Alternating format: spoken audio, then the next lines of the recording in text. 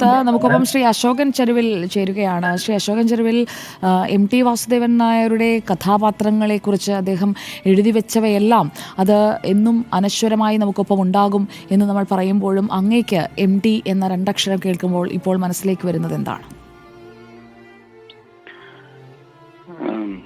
എൻ്റെ കേരള പിറവിക്ക് ശേഷം അല്ലെങ്കിൽ നമ്മുടെ സ്വാതന്ത്ര്യത്തിന് ശേഷം ജനിച്ച എല്ലാ മലയാളികളും പോലെ എന്നെയും വായനയിലേക്കും പിന്നെ എഴുത്തിലേക്കുമൊക്കെ കൊണ്ടുവന്നതിൽ ഏറ്റവും പ്രധാനമായ പങ്ക് വഹിച്ചിട്ടുള്ളത് MT വാസുദേവൻ നായരാണ്. വാസ്തവത്തിൽ MTക്ക് മുമ്പുള്ള കാലം MTക്ക് അപ്പുറവും ഇപ്പുറവും എന്ന് വേണമെങ്കിൽ മലയാള സാഹിത്യത്തെ വിഭജിക്കാവുന്നതാണ്. വാസ്തവത്തിൽ ഒരു മരണം, ഒരു ഒരു എഴുത്തുകാരന്റെ മരണം എന്നതിനപ്പുറം ഒരു സാഹിത്യത്തിലെ ഒരു യുഗത്തിന്റെ അവസാനം, പലരും പറഞ്ഞ പോലെ യുഗത്തിന്റെ അവസാനമായിട്ടാണ് എനിക്ക് തോന്നുന്നത്. അതായത് ഇപ്പോ നമ്മൾ കുട്ടിക്കാലത്തൊക്കെ വായിക്കുമ്പോൾ ഇപ്പൊ സാധാരണ നിലയ്ക്ക് സാധാരണ മനുഷ്യർ എന്നുള്ള നിലയ്ക്ക് ഓരോ ജീവിതാവസ്ഥകൾക്ക് മുമ്പിൽ തകർന്നു പോകുന്നവരാണല്ലോ. കുട്ടിക്കാലം മുതലേ തന്നെ ഈ കുമാരനാശൻ പറഞ്ഞ പോലെയുള്ള ഈ നരജീവിതമാകുന്ന വേദന, രോഗം, ദാരിദ്ര്യം പോലുള്ള ഭൗതികമായ പ്രതിസന്ധികൾ ധാരാളം ഉണ്ടാവും.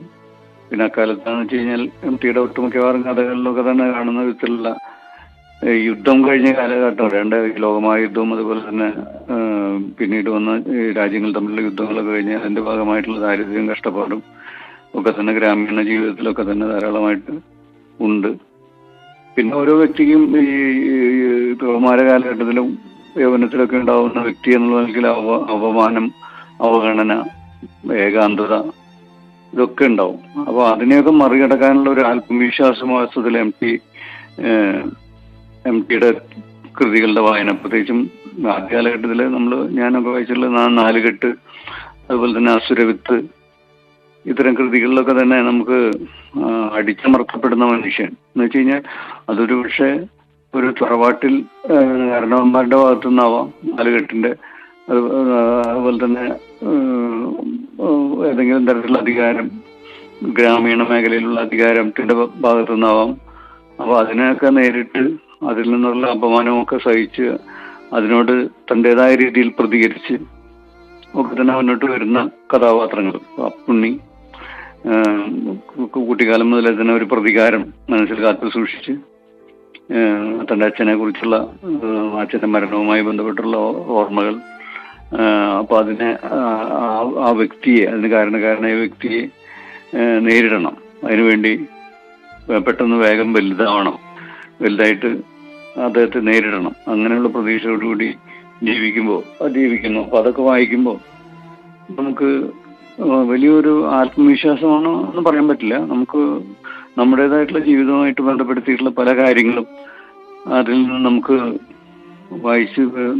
വായിച്ചെടുക്കാൻ പറ്റും. ഇപ്പോൾ മറ്റേ അസുരത്തിലെ സുലൈമാനാണെന്ന് വെച്ച് കഴിഞ്ഞാൽ അത്തരത്തിലുള്ള ഒരു തറവാട്ടിന്റെ അല്ലെങ്കിൽ ആ ഒരു ജീവിതത്തിന്റെ ോട്ടുള്ള പ്രതികാരത്തിന്റെ ഭാഗമായിട്ട് മതം മാറുന്നു.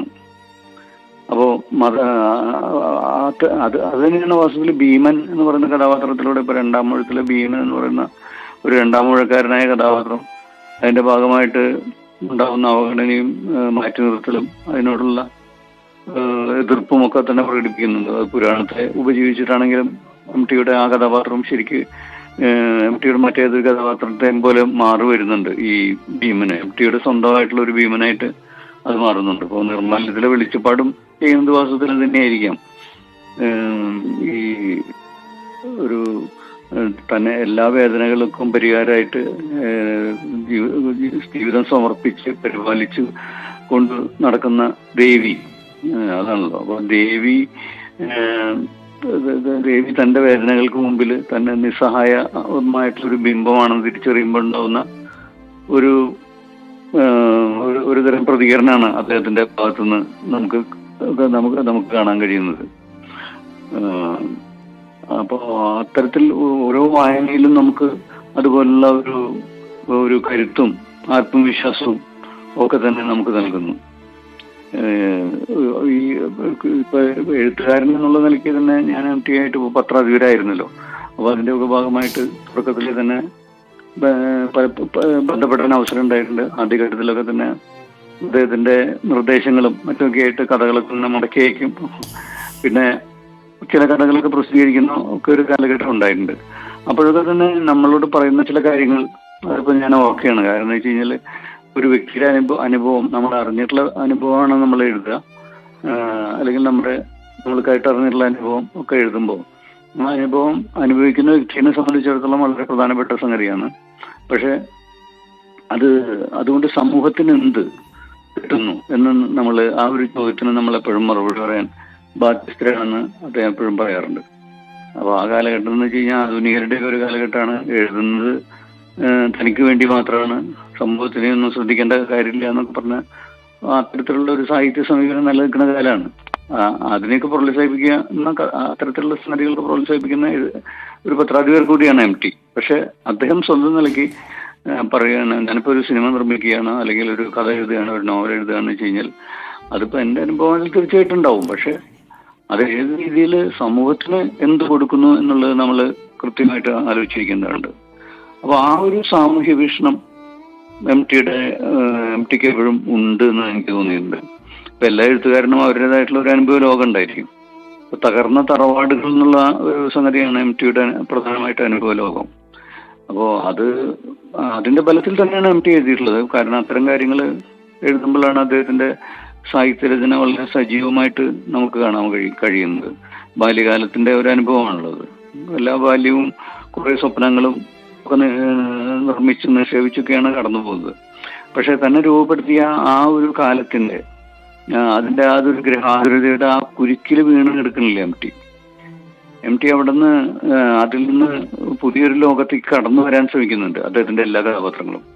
ഇപ്പോൾ നാലുകെട്ടിൽ പുണ്യം നോക്കിക്കഴിഞ്ഞാൽ അദ്ദേഹത്തെ ഒരു പ്രാപ്തനാക്കി മാറ്റിയിട്ട് അദ്ദേഹത്തെ വളർത്തിയെടുത്തിട്ട് പിന്നീട് അദ്ദേഹം തിരിച്ചു വന്നിട്ട് ആ ഒരു നാലുകെട്ട് എന്ന് പറഞ്ഞ ആ സംഭവം പൊളിക്കുകയാണ് വസ്തുതയിൽ ചെയ്യുന്നത്.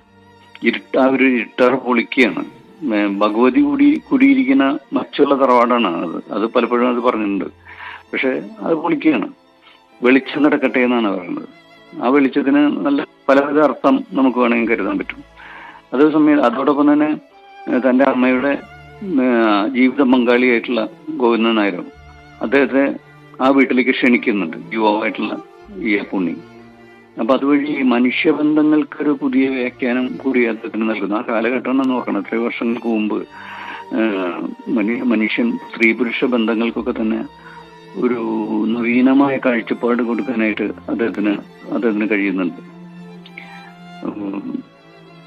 തീർച്ചയായും വളരെ നന്ദി ശ്രീ അശോകൻ ചരുവിൽ അങ്ങ്